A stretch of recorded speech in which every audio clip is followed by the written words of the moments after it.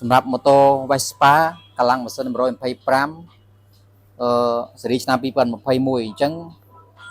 បើចង់ផ្ដាច់ភ្លើង dummy យើងផ្ដាច់ខ្សែពណ៌អញ្ចឹងយើងបើកសោសិនណាបើកសោគឺវាភ្លើង dummy ភ្លឺជាប់ណា dummy ភ្លឺជាប់ហើយអញ្ចឹងបើយើងចង់ផ្ដាច់ dummy ចេញគឺយើងផ្ដាច់ជាមួយនឹងខ្សែសូកូឡានេះណាខ្សែសូកូឡានេះអញ្ចឹងយើងដាច់ហើយយើងដាក់កុងតាក់មួយមកដើម្បី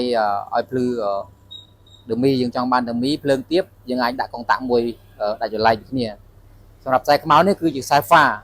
ញ្ចឹងបើកាលណាយើងផ្ដាច់វាហើយ dummy ក៏ភ្លឺដែរ dummy ក៏ភ្លឺដែរអញ្ចឹងត្រូវប្រើកុងតាក់មួយទៀតដែរអញ្ចឹងគេច្រើនយើងផ្ដាច់តែ dummy ទៅបងឯងសម្រាប់ pha នេះដែលចូលកុងតាក់ដៃនេះឲ្យវានៅចូលអញ្ចឹងស្រាប់ទៅអញ្ចឹងយើងផ្ដាច់តែ dummy ទៅបងឯងអញ្ចឹងជាមួយយើងផ្ដាច់ dummy ណាផ្ដាច់ dummy ខ្សែសូកូឡានេះគេលត់ហើយអញ្ចឹងសម្រាប់ pha នៅខ្សែពណ៌ខ្មៅម្ដងយើងអាចបើកសោមកពេលបើកសោយើងអាចតែឲ្យភ្លឺបានណានេះអញ្ចឹងនេះ pha ភ្លឺបាន pha ភ្លឺបានអានេះយើងចង់ខ្ពស់តែបើយើងចង់បានភ្លើងទៀបយើងប្រើកុងតាក់នេះមួយមកណា